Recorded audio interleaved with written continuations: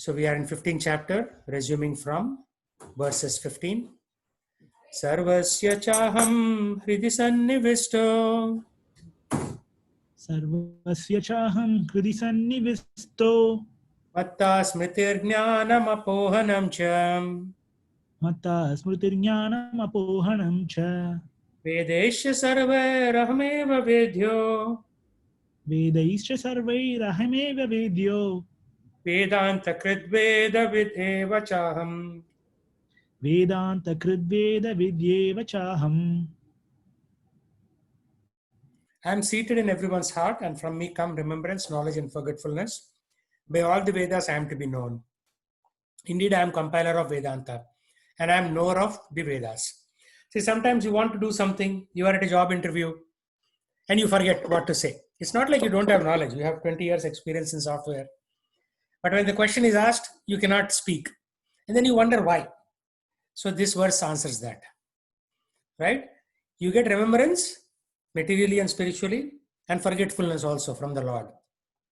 So if you are not destined to get that job, no matter how hard you try, you'll say something silly and that fellow will not give you the job. Right? So that's how it is, because Lord Krishna is controlling us on a minute by minute basis. We think we are very free, but in reality, we are not free. Right? So any thoughts on that one? We covered this earlier, but I just wanted to revise it.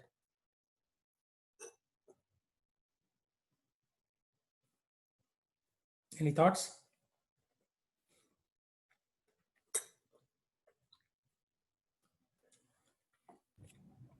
Okay, let's go on to the next one then.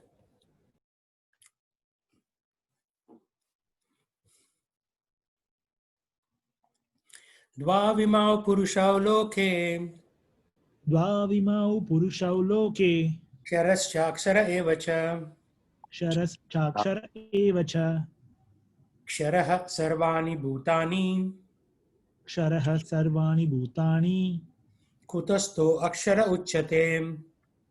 Utastokshara uchyate. There are two classes of beings, fallible and infallible. We discussed this also last time. Fallible means somebody who can make a mistake and fall down. And infallible means somebody who never makes a mistake.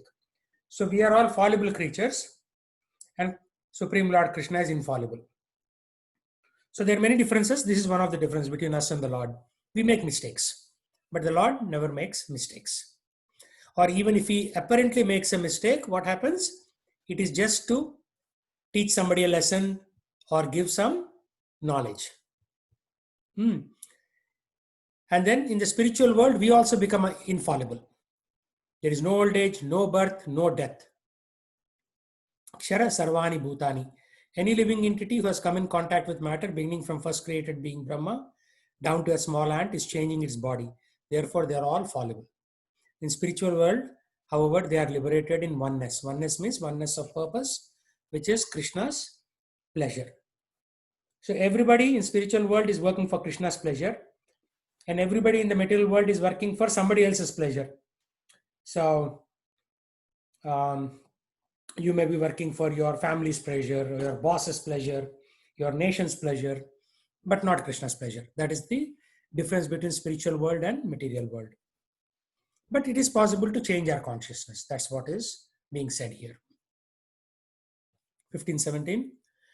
Uttamaha purushasva anyaha Uttamaha purushastvanyah Paramatmeti udahritaha Paramatmeti udahritah Yo lokatrayam avishya Yo lokatrayam avishya Bibharti avyaya ishvaraha.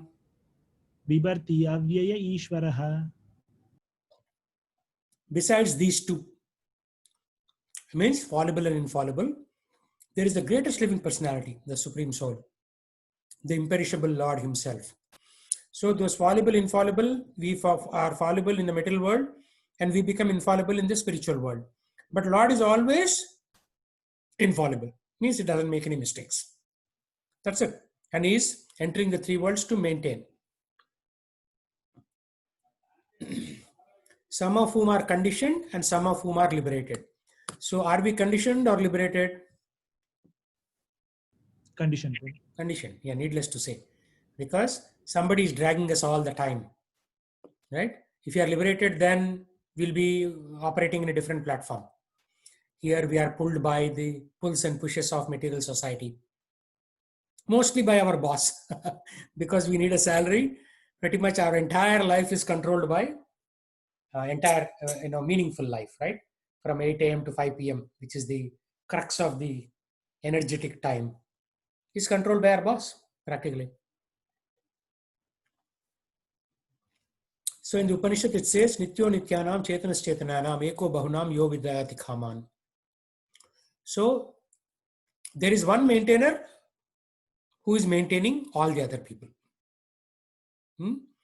There is one supreme living personality, as it said here, right? There is one supreme living personality who maintains them. So this one supreme personality is maintaining all of us by giving us rain, by giving us grain, right? How is he maintaining? If there is no food to eat, we'll all be dead. So food is not coming from a store. Store just sells it. But food is coming from the ground, which Krishna is providing. So last night I gave a lecture on soil science, right? Why? Because we need to understand soil science and grow crops.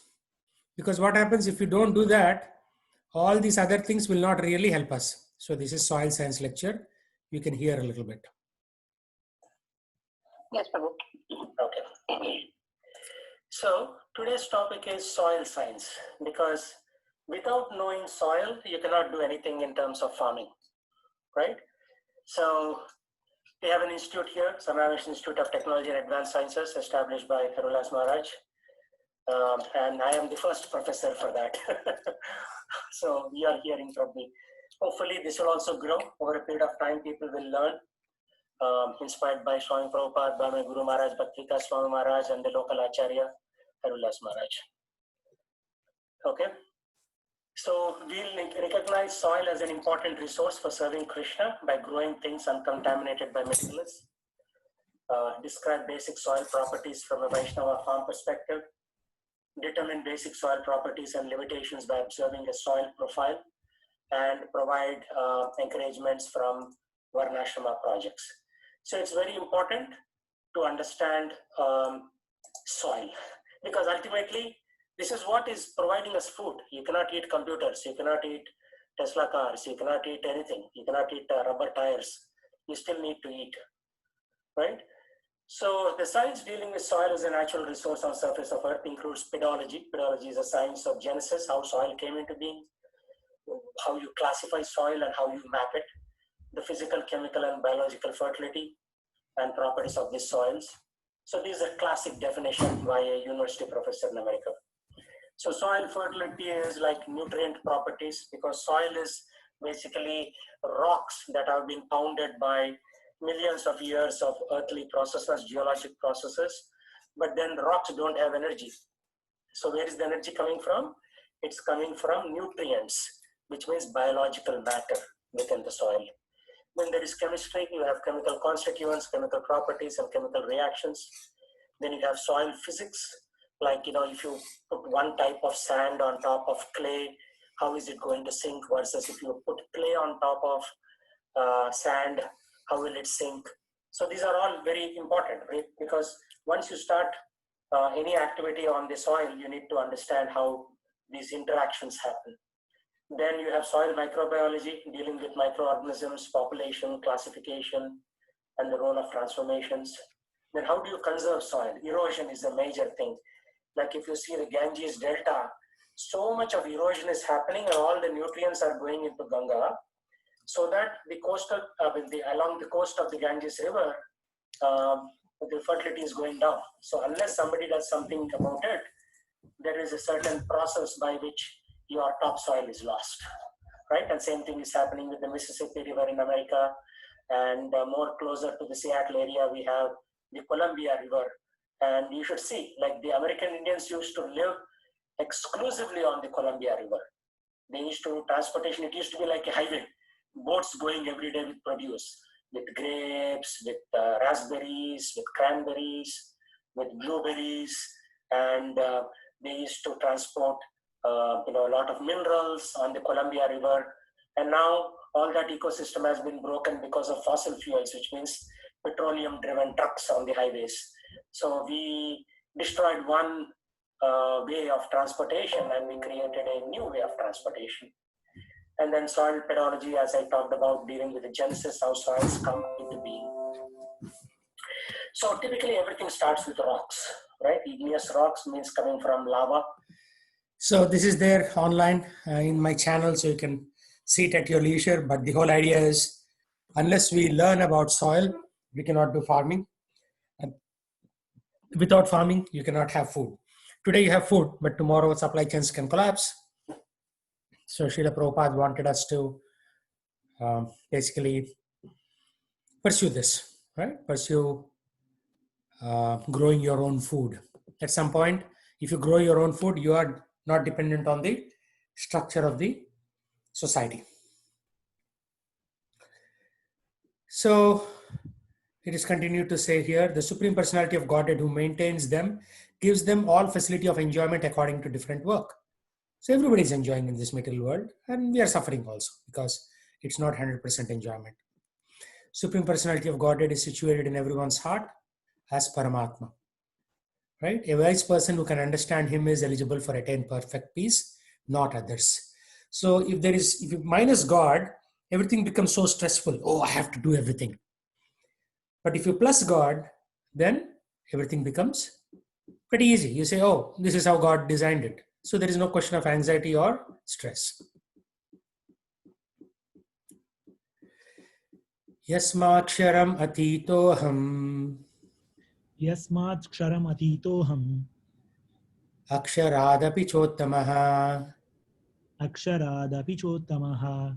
Atosmi loke vedecha. Atosmi loke vedecha.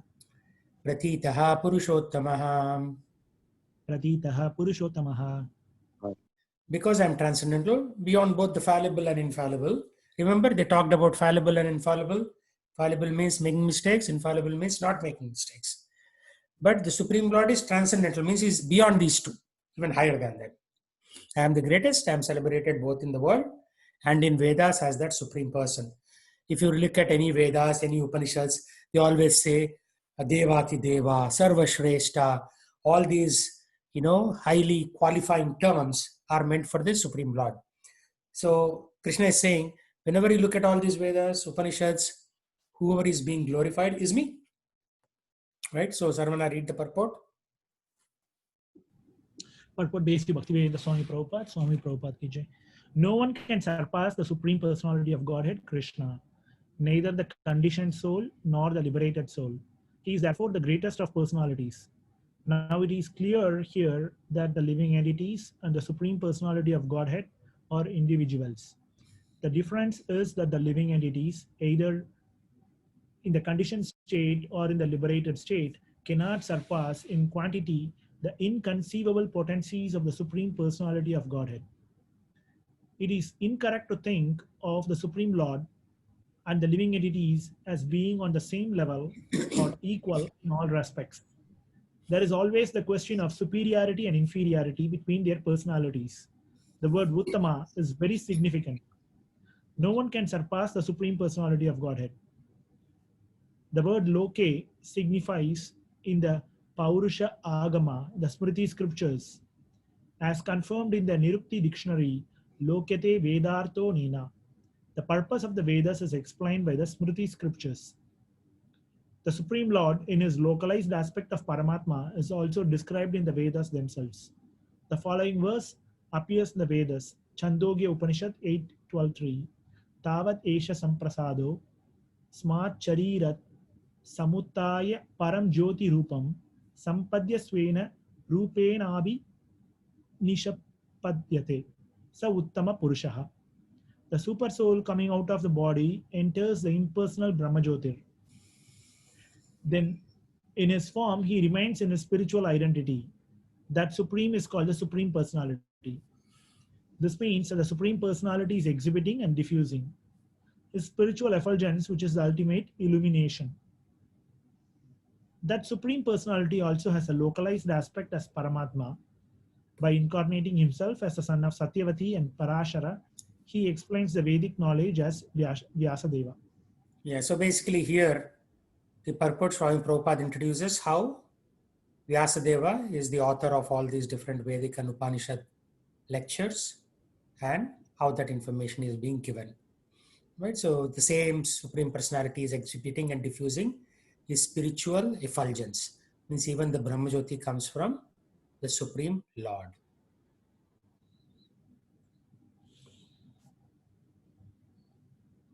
Yo mameva summudho Yo mam evam asummudo janati purushottamam janati purushottamam sasarvavid bhajati mam sa sarvavid bhajati mam sarvabhavena bharata. sarva bhavena bharata. Whoever knows me as the Supreme Personality of Godhead without doubting is the knower of everything. He therefore engages himself in full devotional service. So if you know the Lord, you know everything because everything is connected to the Lord. And if you serve the Lord, then you are dear to the Lord. Only 2 points being mentioned here. Naga Prabhu, read this. Krishna Prabhu. There are many philosophical speculations about the constitutional position of the living entities and the supreme absolute truth. Now, in this verse, the Supreme Personality of Godhead clearly explains that anyone who knows Lord Krishna to be the Supreme Person is actually the knower of everything. The imperfect knower goes on simply speculating about the absolute truth, but the perfect knower, without wasting his valuable time, engages directly in Krishna consciousness. The devotional Service the, of the Supreme Lord. the devotional service of the Supreme Lord. Throughout the whole of Bhagavad Gita, this fact is being stressed at every step, and still there are so many stubborn comments on Bhagavad Gita who considered the supreme absolute truth and the living entity to be one and the same. Vedic knowledge is called Sruti, learned by accurate reception. One should actually receive the Vedic message from authorities like Krishna and his representatives. Here, Krishna distinguishes everything very nicely, and one should hear from the source. Simply to hear like the hogs is not sufficient. One must be able to understand from the authorities. It is not that one should simply speculate academically. One should submissively hear from Bhagavad Gita that these living entities are always subordinated to the Supreme Personality of Godhead. Anyone who is able to understand this, according to the Supreme Personality of Godhead Krishna, knows the purpose of the Vedas. No one else knows the purpose of the Vedas. The word Bhajati. No, Bhajati. Bhajan means like singing and chanting for the Lord, Bhajati. The word Bhajati is very significant. In many places, the word Bhajati is expressed in relationship with the service of the Supreme Lord. If a person is engaged in full Krishna consciousness in the devotional service of the Lord, it is to be understood that he has understood all the Vedic knowledge. In the Vaishnava Parampara, it is said that if one is engaged in the devotional service of Krishna, then there is no need for any other spiritual process for understanding the supreme absolute truth. He has already come to the point because he is engaged in the devotional service of the Lord. He has ended all preliminary processes of understanding. But if anyone after speculating for hundreds of thousands of lives does not come to the point that Krishna is the Supreme Personality of God and that one has to surrender there, all his speculations for so many years and lives are useless waste of time. Yeah. So what do you understand from this, Naga Prabhu? So God, anyway, God is the ultimate power, and we all, uh, everyone in this universe, in this world, is below to Him, and we have took way too many lives. And if you don't understand that He is the supreme person, and if you don't surrender, then it's all waste. Um, Yep, it's all a waste. Shrama eva hi kevalam. That's what is said in the Shruti scriptures.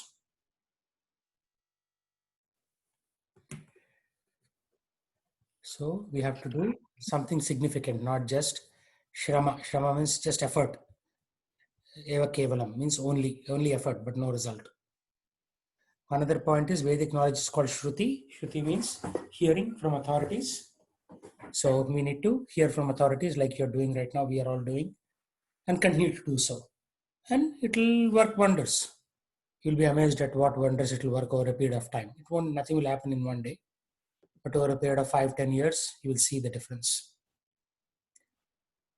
Iti guhyatamam shastram Iti guhyatamam shastram idam muktam maya naga idam muktam maya naga etad buddhva buddhiman syat etad buddhva buddhimam syat krita krityascha bharata. krita krityascha bharata. This is the most confidential part of the Vedic scriptures, and it is disclosed now by me. Whoever understands this will become wise, and his endeavors will know perfection. So, Lord clearly explains that this is the substance of all revealed scriptures. So, what is the substance? That one should understand the position of the Supreme Lord. One will become intelligent and perfect. Understanding this philosophy and engaging in transcendental service, one can become freed from contamination. Again, a very similar concept to what was discussed last time. Understand through knowledge and perform devotional service. And then we become freed from contaminations. So our heart becomes pure and we'll do bigger things in life. So devotional service is a process of spiritual understanding. So when you do seva, understanding comes to us. So we are all doing seva to the Bhagavad Gita by hearing it, and that is also seva. We are doing devotional service. Wherever devotional service exists, the material contamination cannot coexist. Right? So when there's devotion, there is no material contamination. Devotional service takes place within the internal energy of the Supreme Lord. Lord is said to be the sun. Ignorance is called darkness. Krishna Surya Saman Maya hi Andhakar. That is the Sanskrit verse.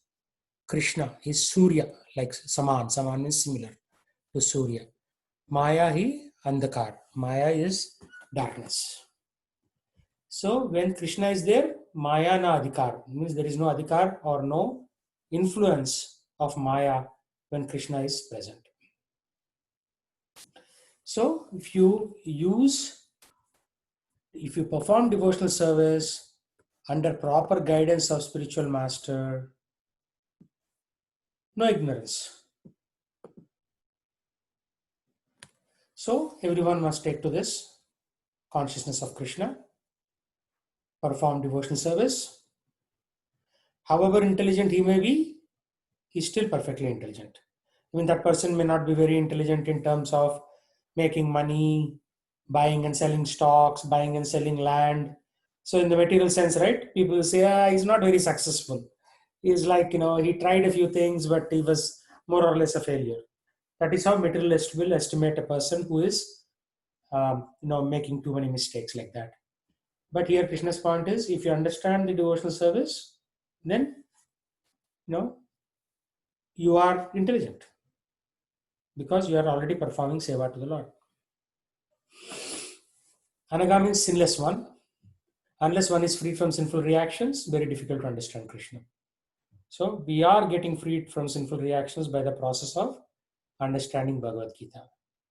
So that is why my Guru Maharaj, Bhakti Vikas Maharaj, now his health has improved. Previously he was giving lectures while sleeping. Now he's giving lectures back sitting. So he makes this point again and again. Right? So devotional service is so pure that one who is engaged in devotional service automatically comes to the stage of sinlessness.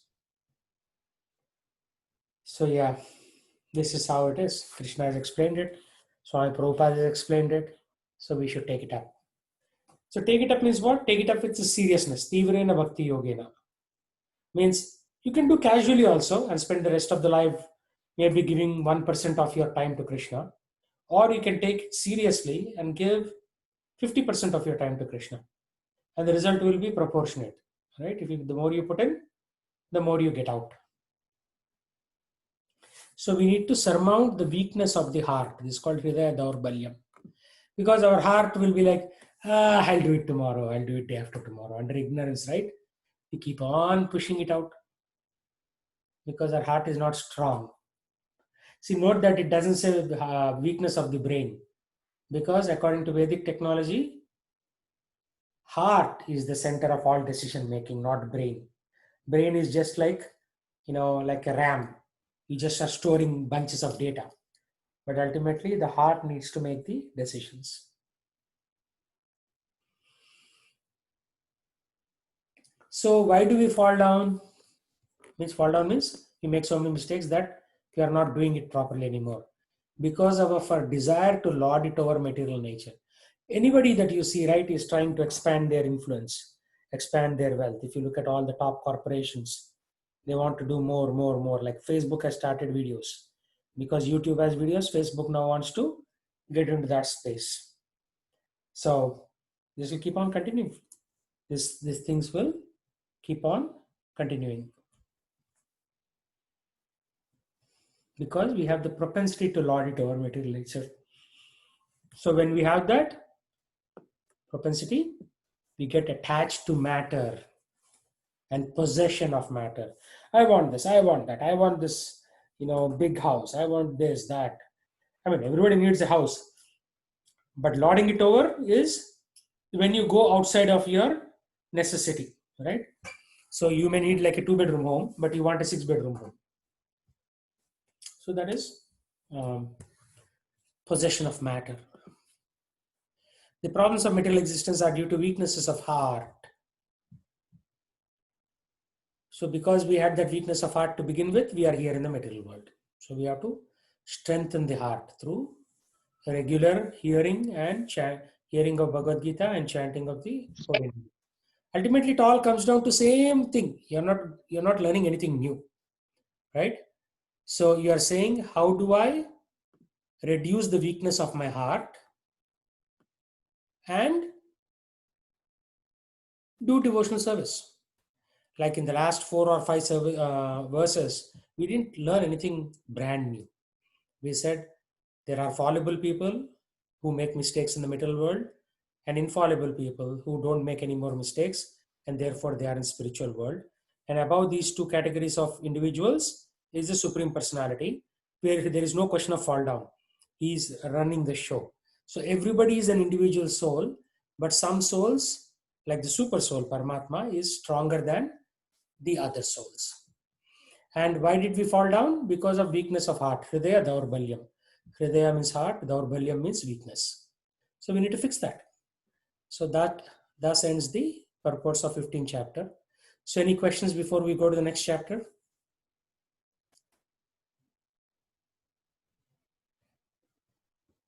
So let's do a recap. In the starting of 15th chapter, we said the material world is like a inverted reflection of the spiritual world.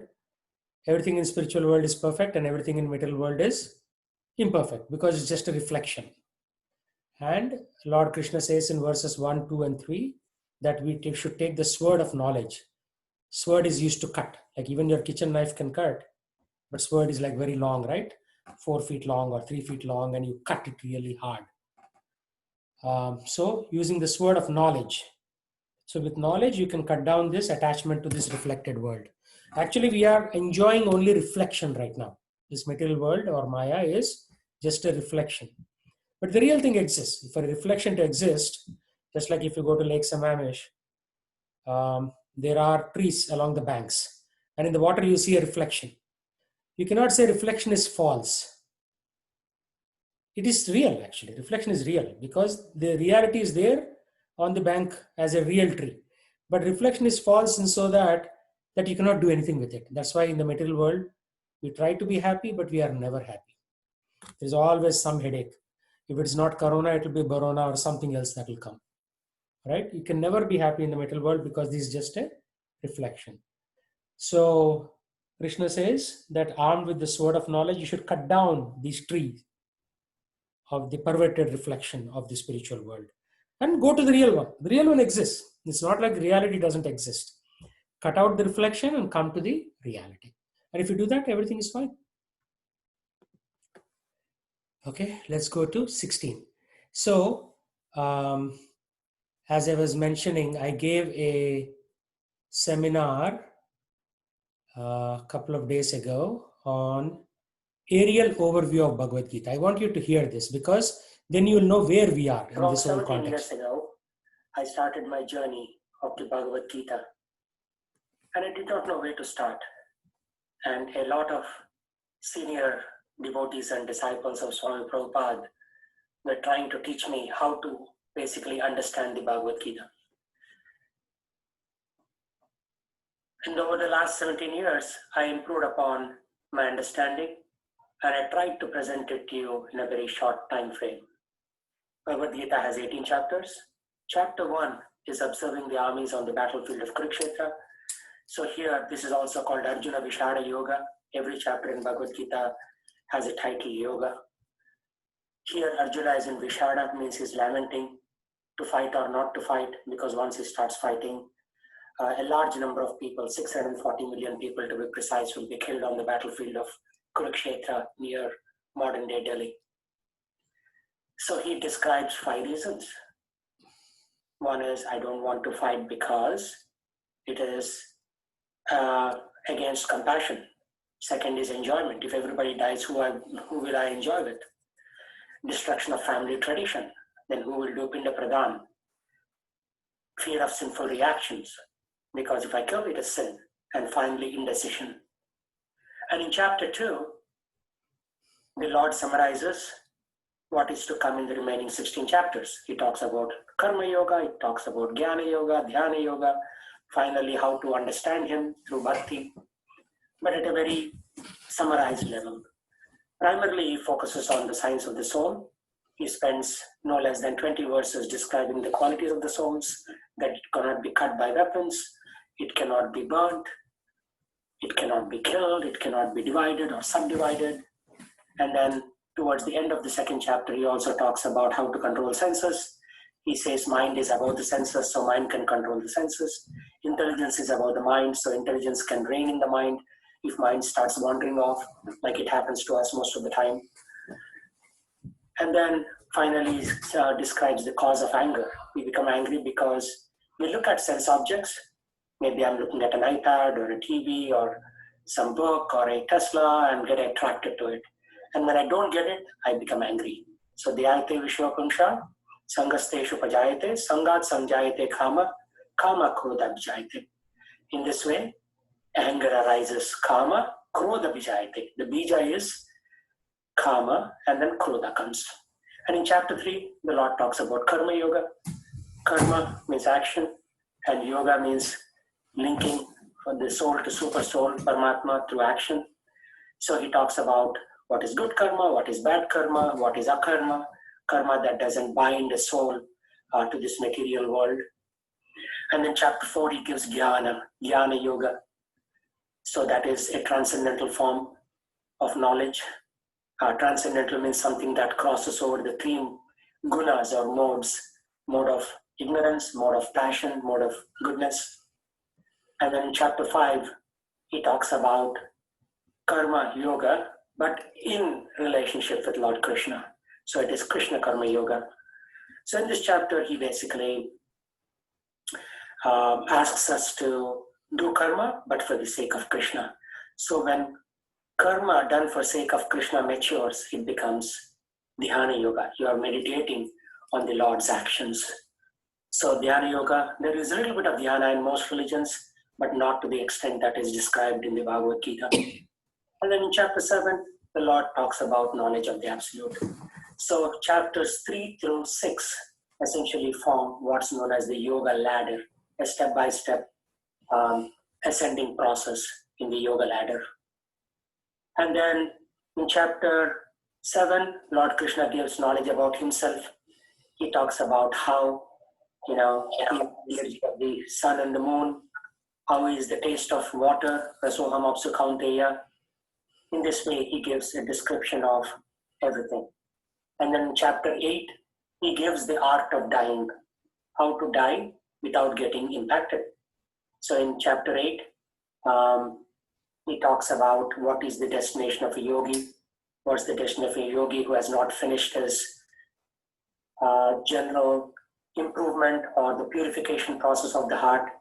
And then he describes how some yogis attain certain destination if they leave their bodies in Uttarayana, the first half of the year, Dakshinayana, the second half of the year, and what happens if somebody leaves their body in the night versus day. He gives all of this information. So it's basically the art of dying, how to die properly so that we don't get a human body again or any body again. It's better to get a human body rather than getting the body of a cat or dog. It's better to be liberated. And in chapter 9, Krishna gives them most confidential knowledge. So in 7, he gives confidential knowledge. In chapter 8, he gives more confidential knowledge. And in chapter 9, he gives most confidential knowledge. And he gives the secret of how to attain him. And in chapter 10, he talks about the opulence of the Absolute. He gives more information about himself, who he is, and what he expects from the general created beings like us. And in chapter 11, he shows his universal form.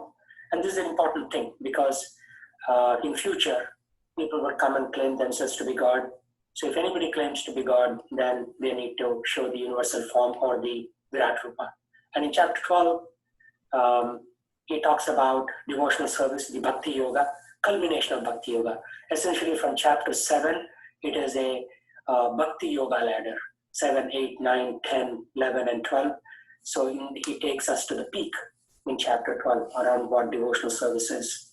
Chapters 13 and 14 essentially talk about nature, Prakriti, enjoyer, and then consciousness. So how our enjoyment tendency prevails in this nature. What are the 3 modes of material nature, like goodness, passion, and ignorance? So goodness is Sattva Guna, people are calm and contented. Passion is Rajoguna, where people are excited. In America, we are all very excited and always pursuing wealth, life, liberty, and pursuit of wealth. That used to be the original motto of the United States, and it continues to be.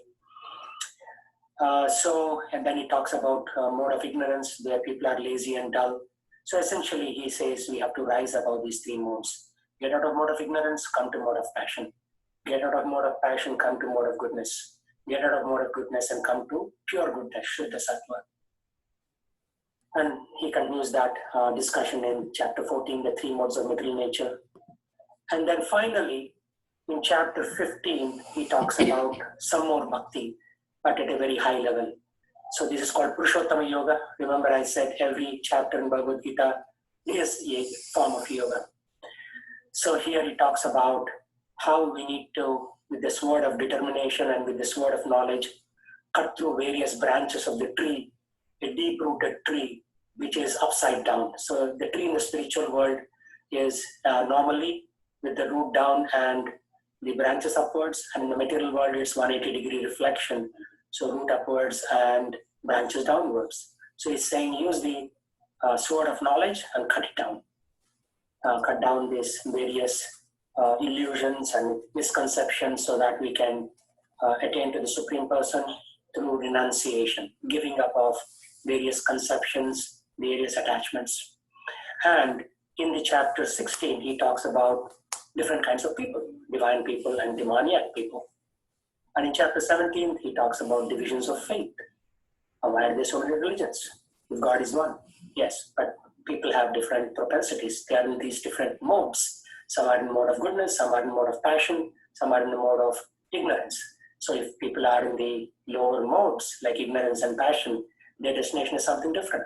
They may become an animal if somebody dies in mode of ignorance. If somebody dies in mode of passion, they may come back as a human being and continue to buy stocks on the Wall Street. And if somebody dies in the mode of goodness, they may continue to come back in the future lives and lead a life of simplicity, like become a teacher or a musician in this way. So depending upon which mode they are in, they are attracted to a specific kind of religion. So that's why you have so many religions. And in chapter 18, finally, the Lord concludes the perfection of renunciation. What is renunciation is there from chapter 1 onwards. Krishna is asking Arjuna to renounce false notions and false concepts. And now he is saying, here is the perfection of renunciation. And what is that perfection? Finally, in 18 chapter 66 words, he says, Sarva dharman parityajya mam ekam sharanam vraja. Give up all forms of dharmas, all conceptions, all desires, and simply surrender into me. Then what will he do? Aham tam sarva papebhyo mokshasyami masucha. Aham twami, I will take away all your sarva papebhyo, papa or sins. And I'll give you what? Moksha. Moksha isyami masucha. Do not fear my son. So that is the conclusion of Bhagavad Gita. So essentially this is a step-by-step process. So as you can see, first chapter is introduction, second chapter is the summary, third chapter onwards till the sixth chapter, it's a yoga ladder. People normally start off as ugra karma, vikarma. We kind of do all kinds of nonsense things, killing animals, eating animals, drinking, doing all kinds of nonsense things. And even our activity, like anything that we do may not be for Shreya Vilasha of the general society. So if it's not following the Shreyas of population, then it is not really good. So from that point, we come to Karma Kanda, regulated activity. So somebody will teach us, oh, you do it this properly so that you will be a better person. And then from Karma Kanda, we move to Karma Yoga. Yoga means using karma to connect to the Supreme Lord, and it becomes Nishkama. Hopefully it becomes Nishkama, means without any desire to get anything back. So there are Swakama Karma Yogis as well as Nishkama Karma Yogis.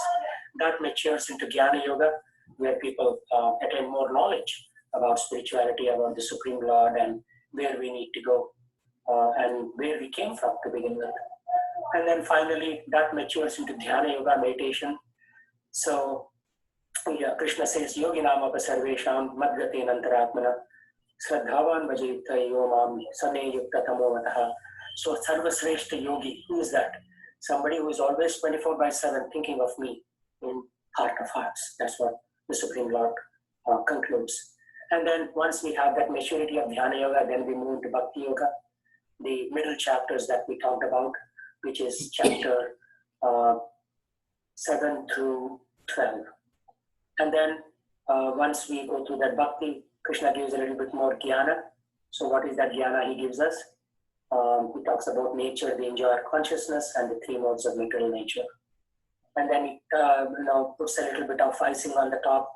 He gives a little bit more bhakti knowledge in the Purushottam Yoga, chapter 15, the yoga of the Supreme Person. And again, he gives a little bit more knowledge in the two remaining chapters, chapter 16 and chapter 17. Finally, he concludes with perfection of renunciation. Everything is renunciation, chapter 1 onwards, but at various levels for various audiences. But by the time it comes to chapter 18, he says perfection of renunciation. Sarva dharman parityajya, give up everything. Mamekam sharanam vraja, take shelter of me, so that I can give you liberation and you can come and eternally enjoy with me. So that's the essence. It's a ladder, it's a gradual process. So with every chapter, we hopefully get purified a little bit. So that is the idea. With every chapter, we get purified a little bit. So we have made it to chapter 16. And in chapter 16, the Lord talks about the two types of natures in the material world.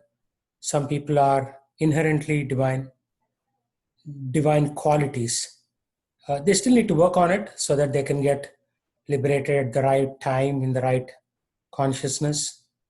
And then there are certain people who are inherently demoniac.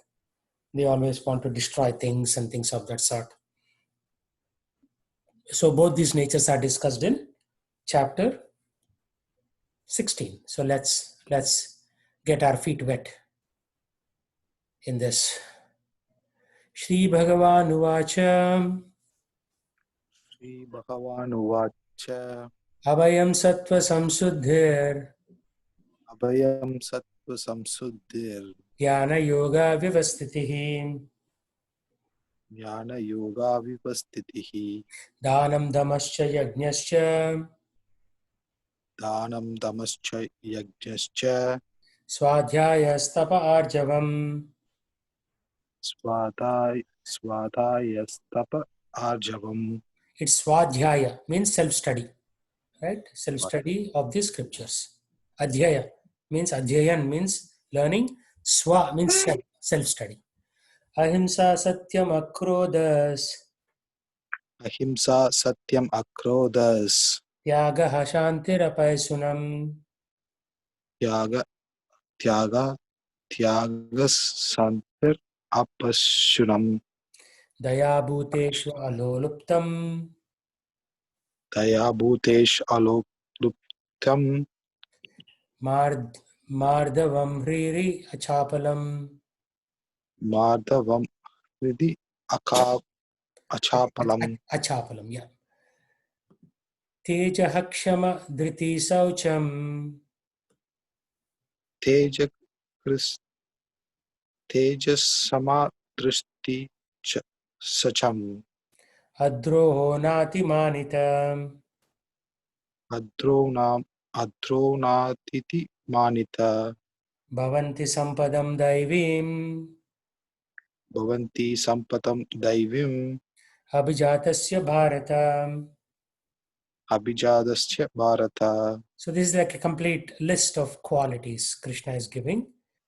And what is the translation? Fearlessness, purification of one's existence, cultivation of spiritual knowledge, charity, self-control, performance of sacrifice, study of Vedas, austerity, simplicity, non-violence, truthfulness, freedom from anger, renunciation, tranquility, aversion to fault-finding, compassion for all living entities, freedom from covetousness, gentleness, modesty, steady determination, vigor, forgiveness, fortitude, cleanliness, and freedom from envy and from passion for honor. These transcendental qualities of son of Bharata belong to godly men endowed with divine nature.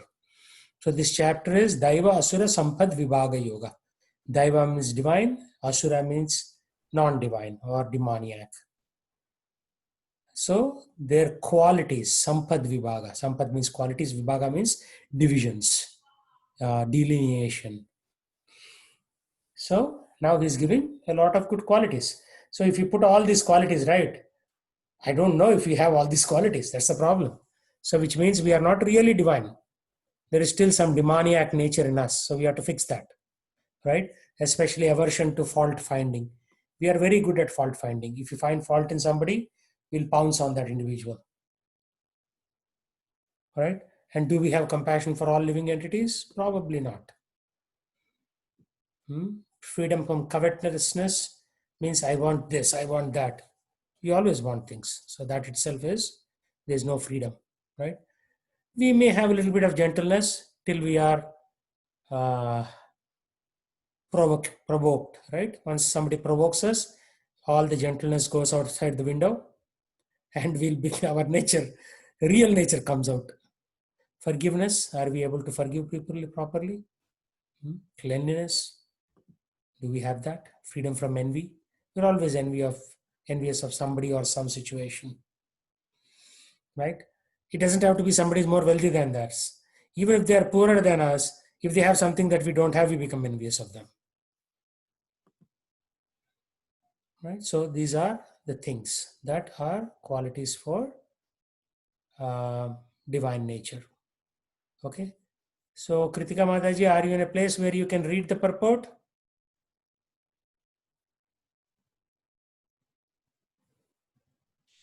Sorry, Prabhu, my cooker is going off. I'm cooking at the moment, Prabhu. Oh, okay, that's fine. No problem. Okay, Shiva, read this. Shiva? Beginning of the Yeah, go ahead. I'm reading. In the beginning, you are able to hear, Prabhuji? Yes, thank you. Okay. In the beginning of the 15th chapter, the banyan tree of this material world was explained.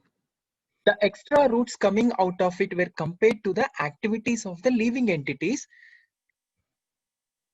some auspicious, some inauspicious. In the 9th chapter also, the devas or godly and the asuras, the ungodly or demons, were explained. Now, according to Vedic rites, activities in the mode of goodness are considered auspicious for progress on the path of liberation, and such activities are known as Daivi Prakriti, transcendental by nature. Those who are situated in the transcendental nature make progress on the path of liberation. For those who are acting in the modes of passion and ignorance, on the other hand, there is no possibility of liberation. Either they will have to remain in this material world as human beings, or they will descend among the species of animals or even lower life forms. In the 16th chapter, the Lord explains both the transcendental nature and its attendant qualities and the demonic nature and its qualities. He also explains the advantages and disadvantages of these qualities. The word Abhijathasya in reference to one born of transcendental qualities or godly tendencies is very significant. To beget a child in a godly atmosphere is known in the Vedic scriptures as Garbhadana Samskara. If the parents want a child in the godly qualities, they should follow the 10 principles recommended for the social life of the human being. In Bhagavad Gita, we have studied also before that sex life for begetting a good child is Krishna himself. Sex life is not condemned provided the process is used in Krishna consciousness. Those who are in Krishna consciousness at least should not beget children like cats and dogs, but should beget them so that they may become Krishna conscious after birth. That should be the advantage of children born of a father and mother absorbed in Krishna consciousness. The social institution known as Varnasrama Dharma, the institution dividing society into 4 divisions of social life and 4 occupational divisions or castes, is not meant to divide human society according to birth. Such divisions are in terms of educational qualifications. They are to keep the society in a state of peace and prosperity. The qualities mentioned herein are explained as transcendental qualities meant for making a person progress in spiritual understanding so that he can get liberated from the material world. In the Varnasrama institution, the sannyasi or the person in the renounced order of life is considered to be the head or the spiritual master of all social statuses and orders. A Brahmana is considered to be the spiritual master of the 3 other sections of a society, namely Kshatriyas, the Vaishnavas, and Sudras. But a sannyasi who is on top of the institution is considered to be the spiritual master of the Brahmanas also. For a sannyasi, the first qualification should be fearlessness, because a sannyasi has to be alone without any support or guidance of support. He has simply to depend on the mercy of the Supreme Personality of Godhead. If one thinks, after I leave my connections, who will protect me? He should not accept the renounced order of life. One must be fully convinced that Krishna or the Supreme Personality of Godhead in his localized aspect as Paramatma is always within, that he is seeing everything and he always knows that what one intends to do. One must thus have firm conviction that Krishna as Paramatma will take care of the soul surrendered to him. I shall never be alone, one should think. Even if I live in the darkest regions of a forest, I shall be accompanied by Krishna and he will give me all protection. That conviction is called abhaya, fearlessness. This state of mind is necessary for a person in the renounced order of life. Then he has to purify his existence. There are so many rules and regulations to be followed in the renounced order of life. Most important of all, a sannyasi is strictly forbidden to have any intimate relationship with a woman. He is even forbidden to talk with a woman in a secluded place. Lord Chaitanya was an ideal sannyasi. When he was at Puri, his feminine devotees could not even come near to offer their respects. They were advised to bow down from a distant place. This is not a sign of hatred for women as a class, but it is a stricture imposed on the sannyasi not to have close connections with women. One has to follow the rules and regulations of a particular status of life in order to purify his existence. For a sannyasi, intimate relations with women and possession of wealth for sense gratification are strictly forbidden.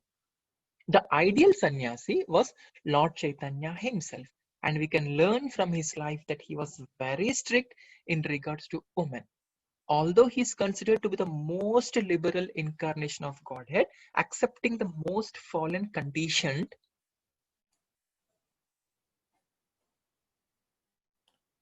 souls, he strictly fallen conditioned souls. He strictly followed the rules and regulations of the sannyasa order of life in connection with association with women. One of his personal associates, namely Chota Haridasa, was associated with Lord Chaitanya along with his other confidential personal associates. But somehow or other, this Chota Haridasa looked lustily on a young woman, and Lord Chaitanya was so strict that he at once rejected him from the society of his personal associates.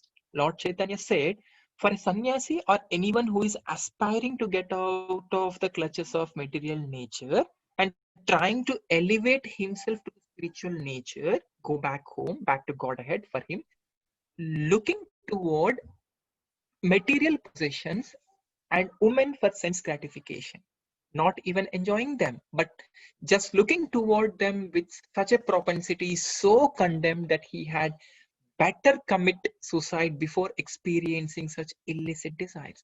So these are the process of purification, process for purification. The next item is Jnana Yoga Vyavasthiti. Being engaged in the cultivation of knowledge, sannyasi life is meant for distributing knowledge to the householders and others who have forgotten their real life of spiritual advancement.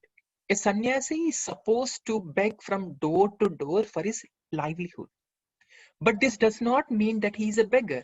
Humility is also one of the qualifications of a transcendentally situated person, and out of sheer humility, the sannyasi goes from door to door, not exactly for the purpose of begging, but to see the householders and awaken them to Krishna consciousness. This is the duty of a sannyasi. If he is actually advanced and so ordered by his spiritual master, he should treat Krishna consciousness with logic and understanding. And if logic and understanding, if one is not so advanced, he should not accept the renounced order of life. But even if one has accepted the renounced order of life without sufficient knowledge, he should engage himself fully in hearing from a bona fide spiritual master to cultivate knowledge. A sannyasi or one in the renounced order of life must be situated in fearlessness, sattva samsuddhi, purity, and jnana yoga, knowledge. The next item is charity. Charity is meant for the householders. The householders should earn a livelihood by an honorable and spend 50% of their income to propagate Krishna consciousness all over the world. Thus, a householder should give in charity to institutional societies that are engaged in that way. Charity should not be given to the right receiver. There are different kinds of charity, as will be explained later on. Charity in the mode of goodness, passion, and ignorance. Charity in the mode of goodness is recommended by the scriptures, but charity in the mode of passion and ignorance is not recommended because it is simply a waste of time. Charity should be given only to propagate Krishna consciousness all over the world. This is charity in the mode of goodness. Then, as far as Dhamma, self-control is concerned, it is not only meant for other orders of religious society, but is especially meant for the householder. Although he has a wife, a householder should not use his senses for sex life unnecessarily. There are restrictions for the householders even in sex life, which should only be engaged in for the propagation of children. If he does not require children, he should not enjoy sex life with his wife. Modern society enjoys sex life with contraceptive methods or more abdominal methods to avoid the responsibility of children. This is not in the transcendental quality, but it's demonic. If anyone, even if he is in a householder, wants to make progress in spiritual life, he must control his sex life and should not beget a child without the purpose of serving Krishna. If he is able to beget child who will be in Krishna consciousness, one can produce hundreds of children. But without this capacity, one should not indulge only for sense pleasure.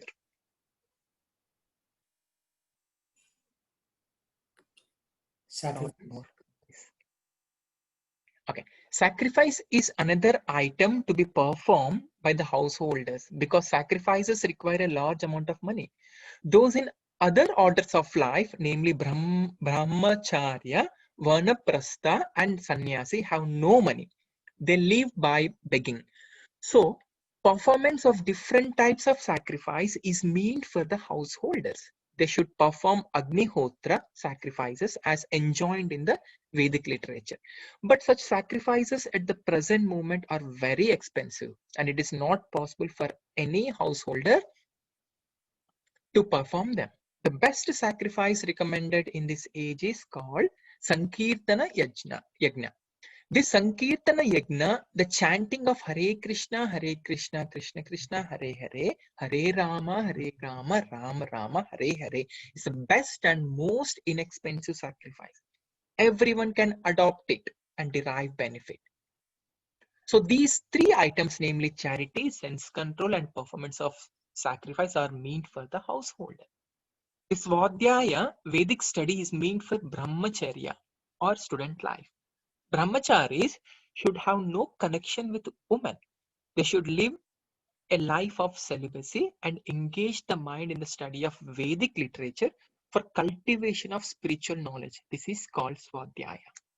Tapas or austerity is especially meant for the retired life. One should not remain a householder throughout his whole life. He must always remember that there are 4 divisions of life: Brahmacharya, Grihastha, Vanaprastha, and Sannyasa. So after Grihastha, householder life, one should retire. If one lives for a 100 years, he should spend 25 years in student life, 25 in a householder, 25 in retired life, and remaining 25 in the renounced order of life. These are the regulations of the Vedic religious disciple. A man retired from household life must practice austerities of the mind, body, and tongue. This is tapasya. That is tapasya.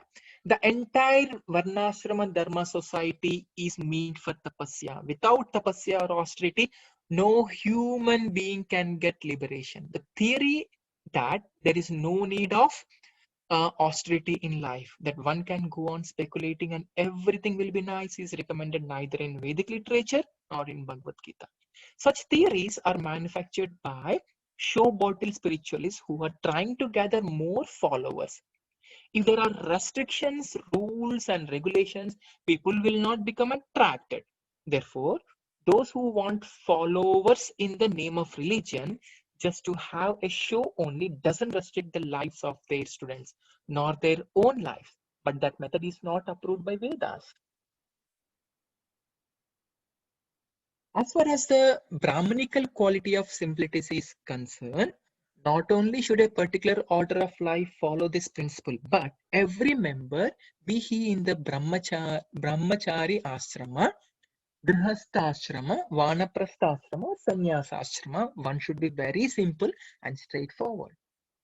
Ahimsa means not arresting the progressive life of any living entity. One should not think that since the spirit spark is never killed, even after the killing of the body, there is no harm in killing animals for sense gratification. People are now addicted to eating animals. In spite of having an ample supply of grains, fruits, and milk, there is no necessity for animal killing. This injection is for everyone. When there is no alternative, one may kill an animal, but it should be offered in sacrifice. At any rate, when there is an ample food supply for humanity, persons who are desiring to make advancement in spiritual realization should not commit violence to animals. Real ahimsa means not checking anyone's progressive life. The animals are also making progress in their evolutionary life by transmigrating from one category of animal life to another.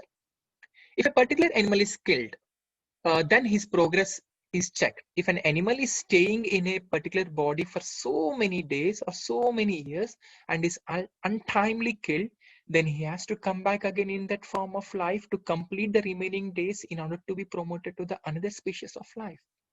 So their progress should not be checked simply to satisfy one's palate. This is called ahimsa. Satyam. This word means that one should not distort the truth for some personal interest. In Vedic literature, there are some difficult passages, but the meaning or the purpose should be learned from a bona fide spiritual master. That is the process for understanding the Vedas. Sruti means that one should hear from the authority. One should not construe some interpretation for his personal interest. There are so many commentaries on Bhagavad Gita that misinterpret the original text. The real import of the word should be presented. That should be learned from a bona fide spiritual master. Akrodha means to check anger. Even if there is a provocation, one should be tolerant. For once one becomes angry, his whole body becomes polluted. Anger is a product of the mode of passion and lust. So one who is transcendentally situated should check himself with anger, from anger. Apaisunam means that one should not find fault with others or correct them unnecessarily. Of course, to call a thief or a thief is not fault finding. But to call an honest person a thief is very much offensive for one who is making advancement in spiritual life. Hari means that one should be very modest and must not perform some act which is abominable. Akalpalam, determination means that one should not be agitated or frustrated in some attempt. There may be failure in some attempt, but one should not be sorry for that. You should make progress with patience and determination. The word tejas used here is meant for the Kshatriyas. The Kshatriya should always be very strong to be able to give protection to the weak. They should not pose themselves as non-violent. If violence is required, they must exhibit it. But a person who is able to curb down his enemy may under certain conditions show forgiveness.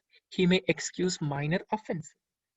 Saucham means cleanliness, not only in mind and body, in one's dealing also. It is especially meant for the mercantile people who should not deal in the black market. Natimanitha, not expecting honor, applies to the Shudras, the worker class, which are considered according to Vedic intelligence to be the lowest of the four classes. They should not be puffed up with unnecessary prestige or honor and should remain in their own status. It is a duty of the Sudras to offer respect to the highest class for the upkeep of the social order. All these 26 qualifications mentioned are transcendental qualities. They should be cultivated according to the different statuses of social and occupational order. The purport is that even though material conditions are miserable, if these qualities are developed by practice by all classes of men, then gradually it is possible to rise to the highest platform of transcendental realization. Thank you, Shiva, because it's a very long Wow. topic. Thank you for that. So a lot of like first half was devoted towards sannyasis, what they should do. They should be like totally free from sex, even mentally, even they should not even look at a woman with that lusty propensity. That was mentioned, and also Chaitanya Mahaprabhu's associate, one of them, his assistants, looked lustily at a woman, and Chaitanya Mahaprabhu immediately said, "Okay, now you should leave me." So that is one. Second is brahmacharya, which is again staying away from women. Brahmacharya is the first state. Grihastha second, Vanaprastha third, and Sannyasa fourth. So the first and fourth orders, strictly no contact with the opposite gender. And then Grihastha, of course, even in Grihastha, sex is meant only to beget good children who we can raise in Krishna consciousness, not everybody. And not all the time, sex is not all the time like that, only for procreating children. And charity should be given. According to Rupa Goswami, 50% of the income should be given in charity for Krishna consciousness and propagation of God consciousness. Of course, 50% seems to be a big challenge in the modern time. So we should do whatever we can do, right? In this current environment and world order. So charity should be done in goodness. That's one other point that was mentioned, and not in passion and ignorance. Ignorance means you giving charity to somebody like a drunkard to drink. That is actually worse than if you didn't give the charity. Giving charity in passion, you are giving somebody to establish a marijuana business, for example. So that is also better not given. If you don't give, it is better than if you give. Charity should be strictly in the mode of goodness, which means for propagating God consciousness and related activities. So, and then a few more things were said. Shaucham, cleanliness. Akrodha means checking anger, because what happens when we become angry, one's whole body becomes polluted. So you will actually see this when you become angry on somebody, the body nature changes, so that consciousness goes down. Satyam, so truthfulness means following the Vedic passages. Some of them are very difficult. For example, some of them talk about sex, right? You should not have sex unless for kids, but most of the world has sex whether they're having kids or not. So Satyam means reading the scriptural information as it is. Whether you can follow it or not is a different matter. You may not be able to follow it now, you may follow it 20 years later. But to the extent possible, you should follow it and respect that truth. You cannot question it, oh, scriptures are wrong. No. Because you cannot do it, you cannot, you should not complain that scriptures are wrong. And then this is, animals are also making progress in their evolutionary life by transmigrating from one body to other. So if we kill some animal or eat some meat, then that poor thing has to take birth again in that body and continue its journey. So we are actually slowing it down, slowing its progress. Ahimsa, that is what ahimsa means, like you don't slow down anybody's progress. And one should be simple, right? Simple means just to take the path of least confusion. So if you are in a brahmachari, grihastha, vanaprastha, sannyasa, simplicity takes different meanings. And then tapasya, austerity, right? Without austerity, we cannot make progress in liberation, right? It says without tapasya, no human being can get liberation. So we have to do that tapasya.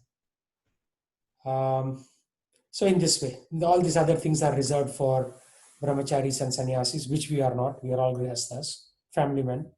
So that is what's relevant, but it's a very big purport. I think almost all the philosophy is there in this particular purport. If you just read this and are able to follow to the best possible extent, then that itself is Krishna consciousness. Okay, any thoughts?